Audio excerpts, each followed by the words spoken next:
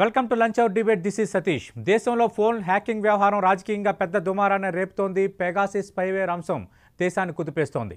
ఇదే అంశంపై మాట్లాడడానికి ప్రస్తుతం బయట నుంచి లైవ్లో పాల్గొంటున్నారు సిబిఐ మాజీ జేడీ లక్ష్మీనారాయణ గారు, అలాగే కాంగ్రెస్ అధికార ప్రతినిధి అద్దంకి దయాకర్ గారు, బీజేపీ శాసనసభ్యులు రఘునందన్ గారు బయట నుంచి లైవ్లో పాల్గొంటున్నారు. రైట్, అద్దంకి దయాకర్ గారు, ఖచ్చితంగా దేశంలో ప్రతి ఒక్కరి వ్యక్తిగత ప్రైవసీ భద్రత విషయంలో కేంద్రం కట్టుబడి ఉంది. ఈ విషయంలో కేంద్రానికి ఎలాంటి పాత్ర లేదు.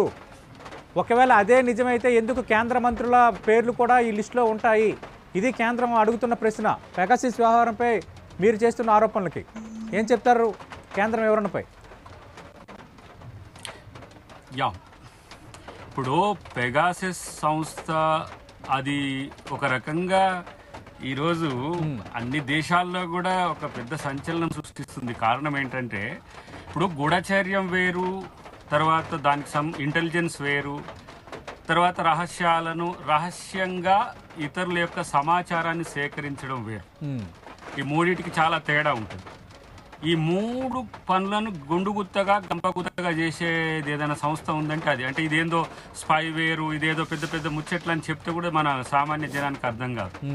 మీరు ప్రైవేట్ ప్రతి ఒక్కటి ఐ మెసేజెస్ నుంచి మొదలు పెడితే, వాట్సాప్ నుంచి మొదలు పెడితే, లేదంటే ట్విట్టర్ లేదు, అసలు కాల్ హిస్టరీతో సహా, ఆ తర్వాత వాళ్ళు ఎవరు ఎప్పుడు ఎట్లా మాట్లాడారనే డీటెయిల్స్ కూడా అది సర్వీస్ ఇస్తున్న పరిస్థితి ఉన్నది.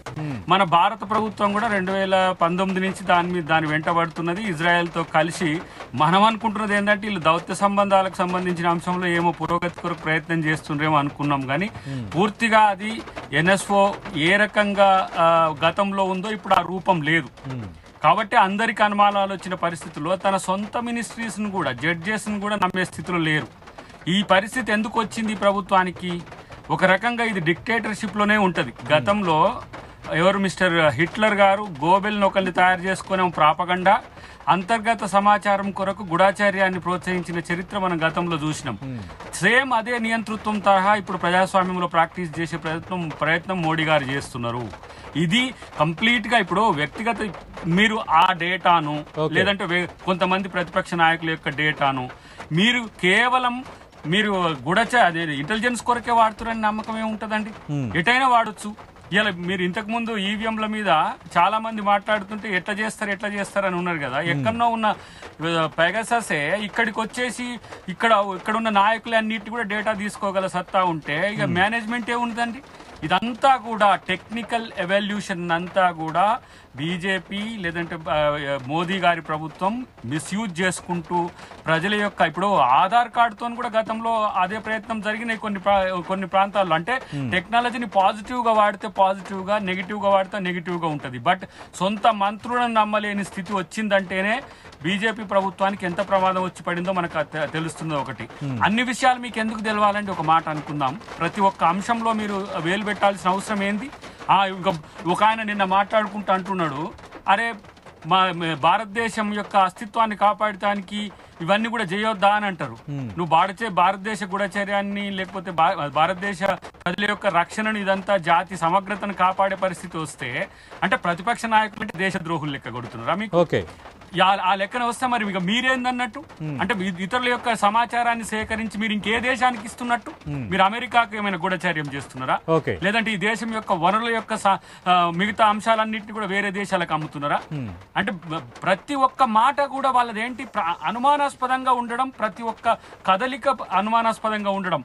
అంటే మూడవసారి అధికారంలోకి రావడానికి బీజేపీ ప్రభుత్వం చేస్తున్న, బీజేపీ కూడా అన్నది నేను, మోదీ కేంద్రకంగా జరుగుతున్న వ్యవస్థ ఇదంతా. బీజేపీకి అది క్యాబినెట్, దానికి కలెక్టివ్ నిర్ణయాలు ఇవన్నీ చెప్తే కూడా పెద్ద ప్రజాస్వామ్యాన్ని పాటిస్తున్నట్టుగా మనం అనుకోవాల్సి వస్తుంది తప్పితే ఇది ఇంకా చాలా అంశాలు ఉన్నాయి. తర్వాత నేను మాట్లాడతా, మా పెద్దలు మిత్రులు మాట్లాడిన తర్వాత ఏ అంశాల్లో వీళ్ళు చొరబడుతున్నారు, ఎందుకు చొరబడుతున్నారు, ఆ అవకాశాలు వీళ్ళకి ఎందుకు ఇవ్వాల్సిన పరిస్థితి వచ్చిందో చెప్తా.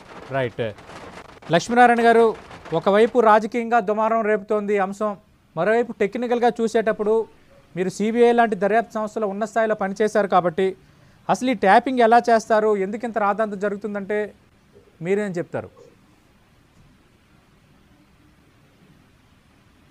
ఇందులో తెలుసుకోవాల్సిన విషయాలు రెండు ఉన్నాయి సార్. యాక్చువల్గా ఏంటంటే ఈ ఎన్ఎస్ఓ అనే కంపెనీ ఏదైతే ఉందో ఇజ్రాయెల్ కంపెనీ, వీళ్ళు ఈ పెగాసిస్ అన్నది ఒక ట్రోజన్ హార్స్ అంటాం దీన్ని. అంటే ఒక సాఫ్ట్వేర్ లాంటిది కానీ ఒక దీన్ని కానీ డెవలప్ చేశారు. కానీ వీళ్ళు కేవలం గవర్నమెంట్ ఏజెన్సీస్కి మాత్రమే అమ్మారు అని అంటున్నారు. ఈ రోజు వచ్చిన పేపర్ రిపోర్ట్స్ చూస్తే ఐ థింక్ 60 సచ్ పర్చేజెస్ జరిగాయి, 45 కంట్రీల్లో ఇది ఉంది అని వాళ్ళు చెప్పారు. ఓకే, మనం ఎప్పుడైనా కూడా టెలిఫోన్ ఇంటర్సెప్షన్ కానీ, పోస్టల్ ఇంటర్సెప్షన్ కానీ, ఆ తర్వాత డేటా కానీ, మెయిల్స్ కానీ ఇంటర్సెప్షన్ అన్నది పర్మిసిబుల్ చట్టం ప్రకారం. ఎప్పుడు చేయాలి అంటే భారతదేశం యొక్క యూనిటీ, ఇంటెగ్రిటీ, తర్వాత వచ్చేసి security of the state, friendly relationship with other countries, అంటే టెర్రరిజము ఇలాంటి వాటిలో ఉన్నప్పుడు అటువంటి పరిస్థితుల్లో ఈ విధమైన ఇంటర్సెప్షన్ను చేయొచ్చు అన్నది ఇండియన్ పోస్టల్ యాక్ట్ కానీ, ఇండియన్ టెలిగ్రాఫ్ యాక్ట్ కానీ, ఇన్ఫర్మేషన్ టెక్నాలజీ యాక్ట్ కానీ, ఈ మూడిటిలో మనం ఇంటర్సెప్షన్ చేయవచ్చు. ఆ తర్వాత ఇప్పుడు ఏంటంటే ఈ కార్యకలాపాలలో ఉన్న వాళ్ళ దానికి ఇంటర్సెప్షన్ చేయడానికి సుప్రీంకోర్టు 1996లో ఏం చెప్పిందంటే ఒక ప్రొసీజర్ ఫాలో అవ్వాలి అని చెప్పారు. అంటే ఏ నంబర్కు మీరు ఇంటర్సెప్ట్ చేయాలో దానికి సంబంధించిన డీటెయిల్స్ ఇచ్చి హోమ్ సెక్రటరీ పర్మిషన్ ఇచ్చినప్పుడు దాన్ని మీరు ఇంటర్సెప్ట్ చేయవచ్చు మొదట 2 నెలలు. ఆ తర్వాత ప్రతి 2 నెలలకు ఒకసారి రివ్యూ తీసుకొని మాక్సిమం 6 మంత్స్ మనం ఇంటర్సెప్షన్ చేయవచ్చు అని సుప్రీంకోర్టు క్లియర్గా 96లో ఒక డైరెక్షన్స్ ఇచ్చింది. అంటే ఇప్పుడు ఈ ఒక సంస్థ నుంచి ఏదైతే మనకి ఇన్ఫర్మేషన్ వచ్చిందో ఆ సంస్థ వాళ్ళు తెలియజేయడం ఏంటంటే సుమారు ఒక 50,000 నెంబర్లు ఈ ఎన్ఎస్ఓ అన్న సంస్థ ప్రొడ్యూస్ చేసిన పెగాసిస్ ద్వారా వీళ్ళ ఫోన్ నెంబర్స్ లిస్ట్లో ఉన్నాయి. ఈ ఫోన్స్ యాక్చువల్గా వాళ్ళు హ్యాక్ అయ్యాయా లేదా అన్నది డీటెయిల్గా తెలియలేదు. ఐ థింక్ 10 ఫోన్ నెంబర్స్ ఏవో అయ్యాయని చెప్పి వాళ్ళు అంటున్నారు. ఇప్పుడు ప్రధానంగా మనం చూసుకోవాల్సింది ఏంటంటే భారత రాజ్యాంగంలో ఆర్టికల్ 21 అని ఉంది, right to life and liberty. రీసెంట్గా 2018లో Puttaswamy versus Union of India కేసులో మన సుప్రీంకోర్టు క్లియర్గా చెప్పింది right of privacy is part of article 21. అంటే గోప్యత అన్నది ఇండివిజువల్ రైట్. అందువల్ల ఈ ఇండివిజువల్ రైట్కు భంగం కలిగించేలాగా ఎవరు కూడా ప్రైవసీని డిస్టర్బ్ చేయకూడదు అన్నది మన రాజ్యాంగంలో ఉన్న విషయం. కానీ ఇప్పుడు వీళ్ళు అంటున్నది ఏంటంటే ఈ నంబర్లు ఎవరైతే బయటకు వచ్చాయో వీటన్నిటికీ చట్ట ప్రకారం ఏదైతే ప్రొసీజర్ ఉందో ఆ ప్రొసీజర్ ఫాలో కాకుండా ఇల్లీగల్గా వీటిలను హ్యాక్ చేశారు, ట్యాంపర్ చేశారు అన్నది ప్రధానంగా చర్చ జరుగుతున్న విషయం. అందుకనే ఐ థింక్ పార్లమెంటరీ కమిటీ ఒకటి ఉంది దీని మీద on information technology. I think Shashi Tharoor గారు దానికి అధ్యక్షుడు. ఈ 28న వాళ్ళు మీటింగ్ అవుతున్నారు స్టాండింగ్ కమిటీ. వాళ్ళు దీని గురించి ఆలోచిస్తున్నారు. యాక్చువల్గా 2019లో కూడా ఒకసారి చూస్తే ఫేస్బుక్ అన్నది ఎన్ఎస్ఓ సంస్థ మీద ఒక కంప్లైంట్ ఇచ్చింది. ఇది కూడా మనం చదివిన విషయం. అందువల్ల ప్రధానంగా మనం చూడాల్సింది ఏంటంటే రాజకీయ పక్షాలను పక్కన పెట్టేసి ఎప్పుడైతే రాజ్యాంగం అన్నది right to privacy is part of article 21 చెప్పినప్పుడు గవర్నమెంట్ రెస్పాన్సిబిలిటీ ఏంటంటే ఇది ఎవరు చేస్తున్నారు, ప్రొసీజర్స్ ఫాలో అవుతున్నారా లేదా, ఈ పెగాసిస్ అన్నది ఎవరి దగ్గర ఉంది, ఎవరు కొన్నారు అన్న దాని గురించి వాళ్ళు డీటెయిల్ గా చెప్పాల్సిన బాధ్యత ఉంది ప్రభుత్వం మీద. అంటే లక్ష్మీనారాయణ గారు ఎవరు తేల్చాలి? మీరు అన్నట్టుగా ఐటీపై వేసిన పార్లమెంట్ స్టాండింగ్ కమిటీ ఈ నెల 28న దీనిపైన విచారణ జరపబోతోంది, వివరాలన్నీ సేకరిస్తోంది. పార్లమెంట్ స్టాండింగ్ కమిటీ ఖచ్చితంగా దీనికి సంబంధించి దర్యాప్తు చేస్తుంది కాబట్టి వివరాలు బయటపడతాయని కేంద్రం కూడా చెప్తోంది. ఒక పార్లమెంట్ స్టాండ్ కమిటీ విచారిస్తే ఈ వివరాలు బయటపడిపోతాయా, లేదంటే ఏ స్థాయి దర్యాప్తు సంస్థకు అప్పగిస్తే ఈ వ్యవహారంలో వాస్తవం బయటపడుతుంది? అంటే యాక్చువల్గా ముఖ్యంగా 3 డిమాండ్స్ వస్తున్నాయి. ఈ రోజు చూస్తే ఎడిటర్స్ గిల్డ్ అనే వాళ్ళు ఏం చెప్తున్నారంటే సుప్రీంకోర్టు ఆధ్వర్యంలో, సుప్రీంకోర్టు సూపర్వైజేషన్లో ఒక టీం ఏర్పడి వాళ్ళు ఇన్వెస్టిగేట్ చేయాలని ఒకటి అడుగుతున్నారు. రెండవది వచ్చేసి జాయింట్ పార్లమెంటరీ కమిటీ జేపీసీ అన్నది ఒకటి ఫామ్ చేయాలి. ఈ 2 ప్రధానంగా మనకు వస్తున్న ఇవి. స్టాండింగ్ కమిటీ ఒకవైపు ఉంది, కానీ మీరు అన్నట్టు డిమాండ్స్ ఏ వస్తున్నాయంటే సుప్రీంకోర్టు ఆధ్వర్యంలో ఇది జరగాలి. ఎందుకంటే సుప్రీంకోర్టు జడ్జికి సంబంధించిన నంబర్స్ కూడా ట్యాప్ అయ్యాయి అని అంటున్నారు. సిఇఓ చీఫ్ ఎలక్షన్ కమిషనర్ కూడా లావాసా గారి నంబర్ కూడా ఇందులో ఉంది అని రకరకాలుగా మనకు రోజు పేపర్లు వస్తున్నాయి. కాబట్టి ఈ 3 ఆప్షన్స్ డిమాండ్ చేస్తున్నారు. సో గవర్నమెంట్ ఒక డెసిషన్ తీసుకోవాలి దీని గురించి. ఫైనల్ గా ఏంటంటే ఇది ఎవరు చేస్తున్నారు అన్నది స్పష్టంగా తేటతెల్లం అవడం for the interest of the country. చేయండి, టెర్రరిస్టులు వీళ్ళ నంబర్లు వీటన్నింటినీ సర్వేలెన్స్ చేయాలి, there is no doubt about it.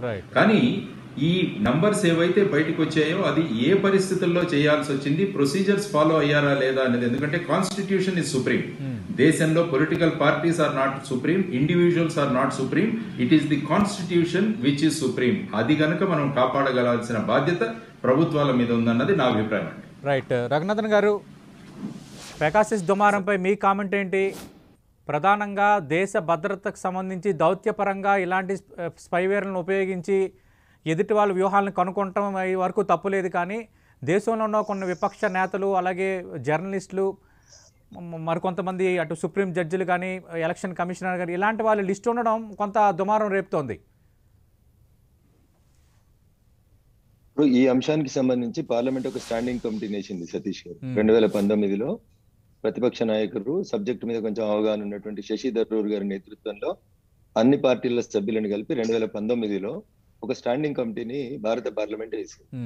Standing committee chairman గా భారతీయ జనతా పార్టీకి సంబంధించిన ఎంపీ లేరు, శశి థరూర్ గారు కాంగ్రెస్ పార్టీకి సంబంధించినటువంటి ఎంపీ గారి నాయకత్వంలో పార్లమెంట్ స్టాండింగ్ కమిటీని వేసింది. ఈ స్టాండింగ్ కమిటీ దాదాపు 17 మందిని సాక్షులను విచారించింది. భారత పార్లమెంట్ కు నివేదిక ఇవ్వాల్సినటువంటి ఈ స్టాండింగ్ కమిటీ 2019లో 121 నెంబర్లకు సంబంధించినటువంటి వివరాలను ఆయా సంస్థలకు సంబంధించి కేంద్ర హోంశాఖను, ఐటీ శాఖను, ఇట్లా అన్ని శాఖలకు సంబంధించినటువంటి అధికారులను, ఇందాక లక్ష్మీనారాయణ గారు చెప్తూ ఒక మాట అన్నారు, హోం సెక్రటరీ గారికి పర్మిషన్ ఇచ్చేటువంటి అవకాశం ఉంటుంది అని. ఇంక్లూడింగ్ హోం సెక్రటరీతో సహా 17 వివిధ శాఖలకు సంబంధించినటువంటి అధికారులను పిలిచి 2019లో ఏర్పాటైనటువంటి parliamentary standing committee which is headed by honourable parliament member mister Shashi Tharoor విచారణ జరిపింది. సతీష్ గారు ఏం తెలిసిండ్రు, ఏమి ఇచ్చారు పార్లమెంట్కి రిపోర్టు? కమిటీ వేసిన తర్వాత కమిటీ రిపోర్ట్ ఇవ్వాల్సిన బాధ్యత ఉందా లేదా సతీష్ గారు? ఏమి ఇచ్చిండ్రు అంటే ఇప్పటిదాకా కమిటీ రిపోర్ట్ ఇవ్వలేదు సతీష్ గారు. సరే, బీజేపీ ఎంపీ నాయకత్వం లోపల స్టాండింగ్ కమిటీ వేసినామంటే నిజాలను మేము దాచిపెట్టినామని ప్రతిపక్షాలు ఆరోపించడానికి ఒక అవకాశం ఉంటుంది. కానీ అదే కమిటీ మళ్ళీ ఈ నెల 28వ తారీఖున మళ్ళీ విచారణ చేస్తామని నోటీసులు ఇచ్చింది. భారత ప్రభుత్వం అభ్యంతర పెడతలేదు కదా, ఎవరం ఇబ్బంది పడతలేం కదా. Which is permissible under constitution, which is permissible under supreme court guide lines చేస్తే భారత ప్రభుత్వం చేస్తుంది. ఒకవేళ ఆ గైడ్ లైన్స్ దాటితే పార్లమెంటరీ స్టాండింగ్ కమిటీ వేసింది కదా 2019లో. ఆ పార్లమెంటరీ స్టాండింగ్ కమిటీ ఏం చేసింది? 2 సంవత్సరాల్లో ఏం చేసినారు మీరు? 17 మందిని విచారించి, ఇంక్లూడింగ్ హోమ్ సెక్రటరీతో సహా అందరిని విచారించారు. ఒకవేళ అక్కడ ఏదైనా పొరపాటు జరిగి ఉంటే, ఎవరైనా తప్పు చేసి ఉంటే, భారత కాన్స్టిట్యూషన్ ని దాటి ఎవరైనా పనిచేసి ఉన్నట్లయితే, అధికారులు కానీ భారత ప్రభుత్వం కానీ పనిచేసి ఉన్నట్లయితే ఆ పార్లమెంటరీ స్టాండింగ్ కమిటీ ఈ పాటికి రికమెండ్ చేసి ఉండేది కదా. అట్లా ఏం జరగలేదు అంటే అక్కడ ఏం జరగలేదనే కదా సతీష్ గారు అర్థం. కాబట్టి మీరు ఏ రకమైనటువంటి ఎంక్వైరీ కోరుకున్నా, ఏ రకమైన స్టాండింగ్ కమిటీ విచారణ కోరుకున్నా, సుప్రీంకోర్టు తోటి విచారణ కోరుకున్నా భారత ప్రభుత్వం ఏం భయపడేది లేదు. ఇక్కడ ఎవరు తప్పు చేయలేదు. With in the permissible limits of Indian constitution, with in the permission limits of భారత రాజ్యాంగం, ఇందాక వారు పదే చెప్పినటువంటి ఆర్టికల్ 21 లిమిటేషన్స్ ని క్రాస్ కాకుండానే భారత ప్రభుత్వం పనిచేస్తుంది. వారికి డౌట్ ఉంది, పార్లమెంటరీ స్టాండింగ్ కమిటీ ఏమన్నారు, వేసాం, కాంగ్రెస్ కోరుకున్నట్టే స్టాండింగ్ కమిటీ వేసాం. ఏం తెలిసింది ఆ స్టాండింగ్ కమిటీ అనేది? కమిటీ రిపోర్ట్ ఎందుకు ఇవ్వలేదు? What is wrong with the committee? 17 మందిని విచారించిన తర్వాత ఎందుకు పార్లమెంట్ ముందు మీ ముందుకు వచ్చిన నిజాలు పెట్టలేకపోయింది కమిటీ?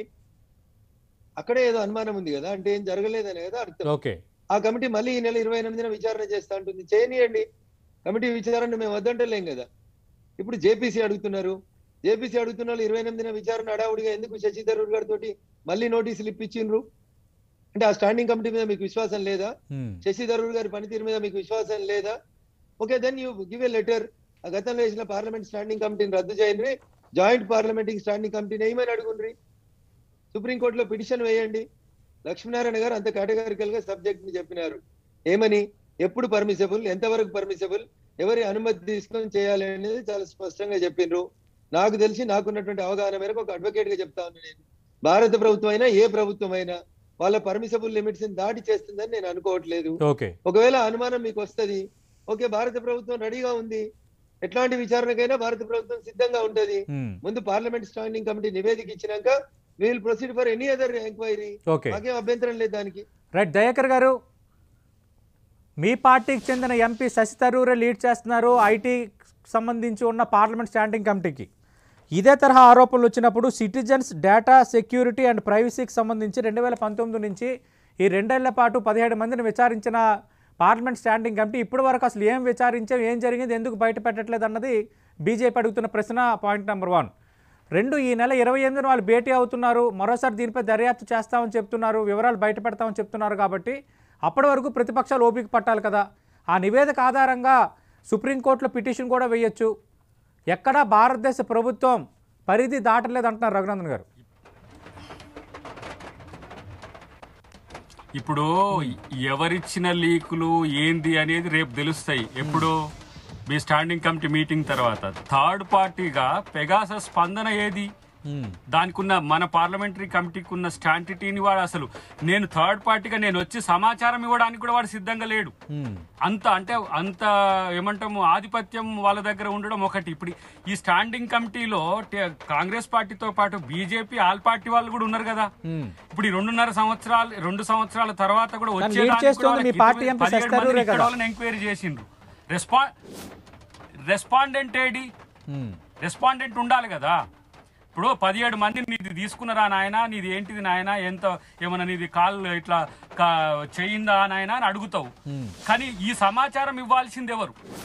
పెగాసస్ ఏమైనా ఇండియాలో ఉందా? అది ఇజ్రాయెల్లో లొకేట్ అయి ఉన్నది. ఇలా దాని వివరాలన్నీ కూడా బయటికి రావాలి కదా. ఇప్పుడు ఈ లీక్ కూడా ఎవరు ఇచ్చిండ్రు? అంటే దర్యాప్తు ఎంతవరకు వచ్చిందో బయట పెట్టాల్సిన బాధ్యత పార్లమెంట్ స్టాండింగ్ కమిటీ ఉండదంటారా? అంటే ఇప్పటివరకు అసలు ఏ స్టేటస్ ఎలా ఉందో చెప్పే బాధ్యత ఉండదంటారా? నేనేమంటున్నా, ఇప్పుడు ఇది ప్రైవేట్ గా బయటికి వచ్చిన అంశం ఒకటి. రెండవది మనకున్న సమాచారం మేరకు రెస్పాండ్ కానప్పుడు పార్లమెంటరీ కమిటీ వేసుకోండి, కాన్స్టిట్యూషనల్ కమిటీ వేసుకోండి. దాని పక్కన పెట్టి నీలోగా 12 మంది ఎమ్మెల్యేలు ముంబై తీసుకుపోయి ట్రేస్ చేసింది అంతా కూడా ఇట్లనే ఉంది కదా. జడ్జీల ఇప్పుడు ఆయన పేరేంది, సుప్రీంకోర్టు మాజీ చీఫ్ జస్టిస్, ఆయన రేప్ కేసు కూడా దీంట్లో వచ్చింది కదా. ఇవన్నీ కూడా ట్రోల్ అవుతున్నాయి కదా. ఇవన్నీ ఎట్లా తెలుస్తున్నాయి మీకు? ఇప్పుడు ఈ అంశాలన్నీ కూడా తరుణ్ గొగోయ్ ఇవన్నీ ఎట్లా వస్తున్నాయి? ప్రతి ఒక్క నాయకుని యొక్క డేటా మీ దగ్గర మీరు చేయిస్తుందన్న దానికి వాళ్ళ సమాధానం లేదు. శశి థరూర్ కమిటీ వేస్తే కమిటీ రికమెండేషన్స్ రాకట ముందు అకృత్యాలు జరిగిపోతున్నాయి కదా ఇక్కడ. దాన్ని ఇంకో దేశాల్లో, ఇప్పుడు గల్ఫ్ దేశాల్లో కూడా, ఇంకో దేశాల్లో కూడా వివాదాస్పదంగా తయారవుతుంది కదా. అంటే ఒక ఎక్స్ట్రా కాన్స్టిట్యూషనల్ లేదంటే అంతర్జాతీయ సమాఖ్యగా ఇప్పుడు మనకు యుఎన్ఓ మించిన ఒక ధైర్యం అది చేయగలుగుతుంది. ఎందుకు చేయగలుగుతుంది? ఎవరి ధైర్యంతో చేయగలుగుతుంది? అమెరికా దన్నుతోనే అది చేస్తుంది అనేది క్లియర్ గా అర్థమవుతున్నది. అంటే ఏంది, మీరు ప్రభుత్వాలు మీకు వస్తే ప్రజలు లేదంటే ప్రతిపక్ష నాయకుల్ని వాళ్ళ యొక్క అంతరంగిక అంశాలు అన్నింటినీ కూడా, అది positive or negative what ever, తీసుకునే హక్కు నీకెక్కడిది? వారిది ఒక ఫెసిలిటేటర్ గా, ఒక గవర్నమెంట్ గా ఉండాల్సిన స్థితి నుంచి నువ్వు డిక్టేట్ చేసే స్థాయికి పోయినామంటే అది నియంతృత్వమా, ప్రజాస్వామ్యమా? అంటే మీకు లేదా? కాంగ్రెస్ పార్టీకి శశి థరూర్కు ఉన్నంత పట్టుదల లేకపోతే దాన్ని చేయాలనేది మీకెందుకు లేదు? మోడీ గారి స్పందన ఎందుకు ఉండదు దీని మీద? అంటే ఏంటి, మేము చేస్తాం, బాగా చెప్తాం, మమ్మల్ని అడిగే వాళ్ళు ఎవరు? ఆ కమిటీ రికమెండేషన్స్ వస్తాయి. రేపు వచ్చింది ఎంతవరకు వస్తుంది? అక్కడి నుంచి థర్డ్ పార్టీ నుంచి నాకు సమాచారం రాలేదని వచ్చిన తర్వాత మళ్ళీ ఇంకో కమిటీ వేస్తావు, మళ్ళీ ఇంకో 2.5 సంవత్సరాలు నీకు జనరల్ ఎలక్షన్స్ అయిపోవాలి. ఇది కదా అసలు కథ.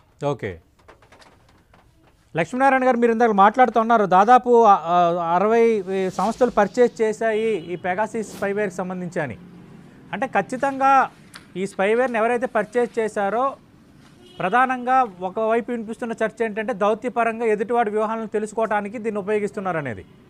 ఒకవేళ అలా కాకుండా ఎగ్నెస్ట్ ద ప్రొసీజర్ వేరే వాళ్ళని స్పై చేయటమో, వేరే వాళ్ళ ఫోన్ ట్యాపింగ్ చేయటమో ఆ సంస్థ చేస్తుందంటే ఖచ్చితంగా ప్రభుత్వ అనుమతితోనే చేయాలా, లేదంటే ప్రభుత్వ అనుమతి లేకుండా చేసేంత వైబిలిటీ అలాంటి సంస్థలకు ఉంటుందా? ఇప్పుడు ఇందాక నేను మాట్లాడినట్టు 40 దేశాల్లో 60 కస్టమర్స్ ఈ పెగాసిస్ అన్న దీన్ని ఎన్ఎస్ఓ సంస్థ నుంచి కొన్నారని చెప్పేసి ఈ రోజు డేటా వచ్చింది ఇండియన్ ఎక్స్ప్రెస్ న్యూస్ పేపర్ లో చూస్తే మీరు. అందులో 51% intelligence agencies, 38% law enforcement agency అంటే పోలీసు ఈ వ్యవస్థ, తర్వాత 11% మిలిటరీ వాళ్ళు తీసుకున్నట్టుగా వాళ్ళు డిక్లేర్ చేశారు. వాళ్ళు ఈ ఎన్ఎస్ఓ ఒక 3 వారాల కింద వాళ్ళు ఏం చెప్పారంటే, ఎవరైతే ఏజెన్సీస్ ఇవి కొనుక్కున్నారో there is a possibility of they getting tempted to limit fundamental freedoms అని అన్నారు. అంటే వాళ్ళు టెంప్ట్ అవ్వచ్చు, అంటే మా దాంట్లో ఇంత కేపబిలిటీ ఉంది కానీ వాళ్ళు చేయాల్సిన పద్ధతిలో చేయకుండా they may be tempted to get in to the personal freedom of people అని కూడా వాళ్ళు ఒక రిపోర్ట్ ఇచ్చారని చెప్పి ఈరోజు వచ్చింది. అంటే ఇప్పుడు ఈ ఎన్ఎస్ఓ సంస్థ నుంచి కొనుక్కున్న వాళ్ళంతా కూడా గవర్నమెంట్ ఏజెన్సీసే కొనుక్కోవచ్చు, దెర్ ఈస్ నో డౌట్. కానీ కొనుక్కున్న తర్వాత ఇందాక నేను చెప్పినట్టు ఎవరి మీద మనం సర్వేలెన్స్ పెట్టాలి అన్నది స్పెసిఫిక్ గా supreme court guideline are very very clear. అందువల్ల ఇప్పుడు మనం ఆలోచించాల్సింది ఏంటంటే ఈ నెంబర్స్ ఏవైతే బయటకు వస్తున్నాయో అవి ఇక్కడ ఏదైనా ఏజెన్సీ చేస్తుందా, లేకుంటే బయటి దేశాల్లో ఉన్న ఏవైనా ఏజెన్సీస్ ఇక్కడి నంబర్స్ ను వాళ్ళు ఏమైనా హ్యాక్ చేశారా, ఇది కూడా మనం తెలుసుకోవాల్సింది. ఎందుకంటే బయట కంట్రీ నుంచి చేస్తున్నప్పుడు ఇక్కడి రూల్స్ ఫాలో అవ్వాల్సిన అవసరం ఉండదు వాళ్ళకి.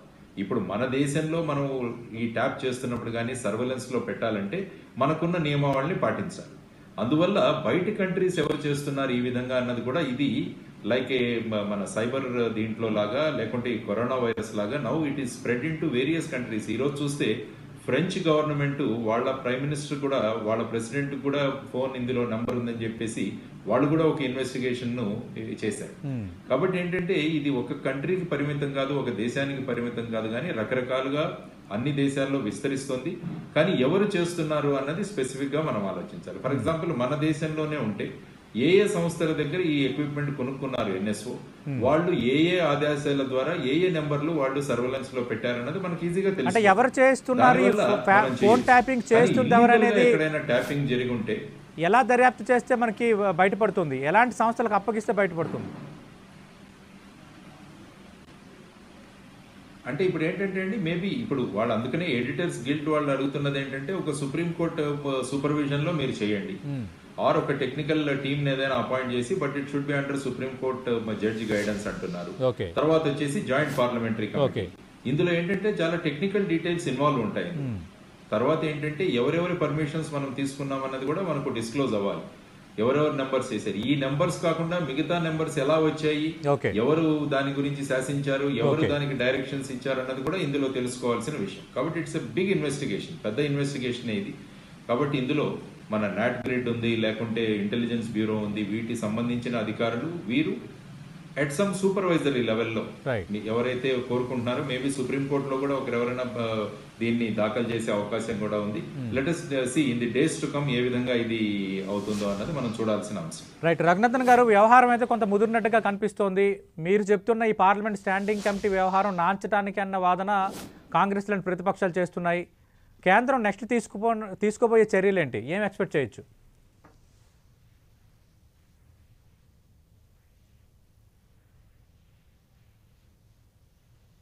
రఘునందన్ గారు. హలో సతీష్ గారు, నేను మళ్ళీ చెప్తా ఉన్నాను, దయాకర్ గారు మాట్లాడినా కొంతమంది ప్రతిపక్ష నాయకులు మాట్లాడినా కానీ రెండు విషయాలు మనం గమనంలోకి తీసుకోవాలి. వాళ్ళకి ప్రజల చేత ఎన్నుకోబడినటువంటి ప్రజాస్వామ్యబద్ధంగా వచ్చినటువంటి ప్రభుత్వం తీసుకునేటువంటి నిర్ణయాలు వారికి నచ్చాయి. పార్లమెంట్ స్టాండింగ్ కమిటీ వేస్తే 3 ఏళ్ళు పోతుంది, సుప్రీంకోర్టుకు పోతే 5 ఏళ్ళు పోతుంది, సిబిఐకి ఇస్తే 10 ఏళ్ళు పోతుంది. మరి ఎవరు ఇన్వెస్టిగేషన్ చేయాలి? ప్రజలు ఎన్నుకున్నటువంటి ప్రభుత్వాల మీద మీరు విశ్వాసం కోల్పోయే రీతి లోపల తప్పుడు ప్రచారాలు చేస్తా ఉన్నారు. లక్ష్మీనారాయణ గారు లాంటి ఒక టెక్నికల్ గా కొంత అవగాహన ఉండి ఇట్లాంటి కేసులను చూసినటువంటి ఒక అధికారి చెప్తున్నటువంటి రిటైర్డ్ అధికారి చెప్తున్న మాటల్ని కూడా మీరు విశ్వసించారు. ఇదేదో ఒక భారతదేశంలోనే జరుగుతుంది, ఒక నరేంద్ర మోడీ గారే చేపిస్తున్నారు, right to privacy, right to living, ఏదో ఒకటి మేము నాశనం చేస్తా ఉన్నామని ఒక బురద జల్లేటువంటి కార్యక్రమం. అసలు ఏం మాట్లాడాలి, ఏం చేయాలి, అసలు ఈ దేశంలో ఏం సమస్యలు ఉన్నాయి అనేటువంటి అంశాల మీద చర్చించడానికి పార్లమెంట్ వేదికగా మీరు 100 ప్రశ్నలు చెప్పండి. ఎందుకు బైకాట్ చేస్తారు, బైకాట్ చేస్తారు? మీరు అడిగితే కదా స్టాండింగ్ కమిటీ చేసినాం. మీరు అడిగితే వేసిన స్టాండింగ్ కమిటీ మీద మీకు విశ్వాసం ఎందుకు లేదు? బీజేపీతో సహా అన్ని పార్టీలకు సంబంధించినటువంటి ఎంపీలు ఉన్నారు కదా. Let standing committee give it's report, పోదాం సుప్రీంకోర్టుకి, అడుగుదాం ఏ నెంబర్లు ఉన్నాయి అనేది. కాబట్టి కోర్టు గైడ్ లైన్స్ ని వినరు, కోర్టు చెప్తే వినరు, అధికారులు చెప్తే వినరు. ఎంతసేపు మీరు చెప్పిందే మేము వినాలని కోరుకుంటారు. మీ ఇంటెన్షన్ ఏంది? రూలింగ్ గవర్నమెంట్ మీద బురద జల్లడం తప్పితే మీ ముంగట కొత్తగా ఏముంది? మీరంతా ఫేర్గా ఉన్నప్పుడు okay, let the parliament standing committee give the report. దాన్ని నచ్చలేదు అనుకోండి, కోర్టుకు పోదాం. దయాకర్ గారు ఏమంటారు? విచారణ జరగాలంటారు. ఇంకో పక్క ఏమంటారు? ఈ విచారణ 2 ఏళ్ళు జరుగుతుంది, 3 ఏళ్ళు జరుగుతుంది, అప్పటికల్లా ఎన్నికలు అయిపోతే 3వ సారి మోడీ గారు అధికారంలోకి రావాలని కోరుకుంటున్నారు. ఇది ప్రభుత్వానికి సంబంధం లేదు, మోడీ ఏక వ్యక్తి పరంగా చేస్తా ఉన్నాడు. ఇదంతా ఏంది? మోడీ గారిని, భారత ప్రభుత్వాన్ని, భారత ప్రధానమంత్రిని బదనాం చేసేటువంటి ఒక ప్రయత్నం, కుట్ర తప్ప ఇంకొకటి ఏం కనబడుతుంది? సతీష్ గారు, దేని కట్టుబడి ఉంటారో చెప్పండి. మీరు ఏ ఇన్వెస్టిగేషన్ కట్టుబడి ఉంటారో చెప్పండి. భారత ప్రభుత్వం దానికి సిద్ధంగా ఉంటది. నిజాలు అన్నిట్లలో బయటకు వచ్చినాయి కదా.